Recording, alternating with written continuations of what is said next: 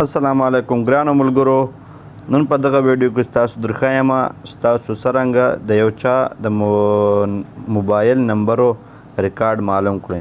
تر دې مخکې که تاسو زما چینل سبسکرایب کړی نه یې نو زما دا چینل باندې صرف دا د ویډیو لاندې سبسکرایب بټن باندې کلیک کړئ او چینل سبسکرایب کړئ او دا د بیل په آیکن یې وګورئ چې زما هر ویډیو تاسو ته په وخت در ورسیږي.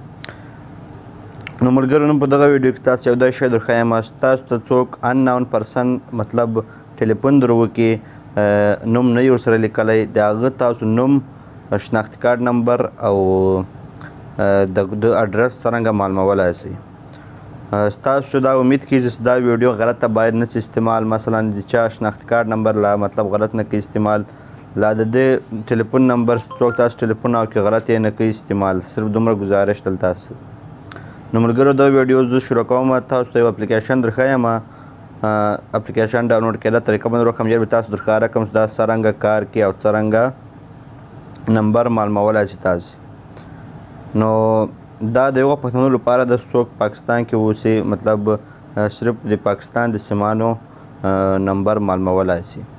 نو د دې طریقه دغه ده. زه اوس هلې د یو چا دغه نمبر کې وږم، دا دغه نمبر دی.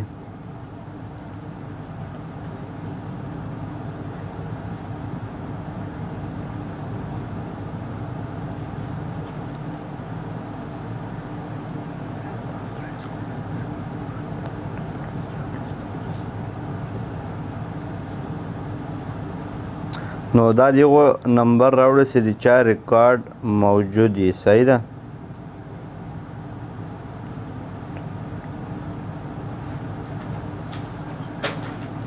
ته ګوره، دا اوس ما دغه که د هر چا نمبر ما ته معلوم نه دا نمبر د چا دی.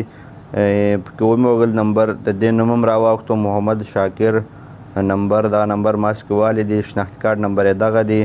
اډرس یې المپور ملتان ده او سټي یې ملتان ده.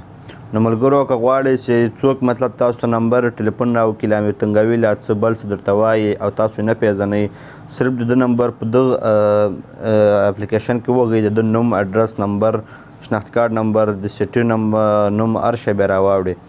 ملګرو، دا یو ډېر ښه اپلیکیشن ده. د دې لینک تاسو درښایم چې تاسو څرنګه ډاونلوډ کولی شئ. د دې لپاره تاسو ته ډسکرپشن ته ولاړ شئ. ډېر خلک ورته ډسکرپشن نه ده معلوم پښتنو ورونو ته، خو څه پروا نشته. زه درښایم ډسکرپشن مطلب دغه ده. دا ویډیو ته کومه ویډیو ګورې، دا خط څه لیکلی ده، په دغه ته صرف کلیک کړه، اته به دا کته ډسکرپشن راسي. اول به ما تاسو ته لینک درکړی ده، په دغه لینک کې کلیک کړئ او تاسو به چې دا اپلیکیشن را ډاونلوډ کړئ. دا په پلی سټور کې چیرې نشته دا اپلیکیشن، نو په پلی سټور کې نه پیدا کیږي. نو دا صرف هغه پښتنو لپاره ده څوک چې په پاکستان کې اوسیږي او څوک نمبر ګوري، د چا نمبر لا تاسو څوک په تنګوي، مطلب د هغه نمبر کتلی شئ. خو تاسو بیا هیله کیږي چې دا غلط مه استعمالوئ. نور اتې د الله په امان، او بس زما چینل سبسکرایب کړئ. د الله په امان.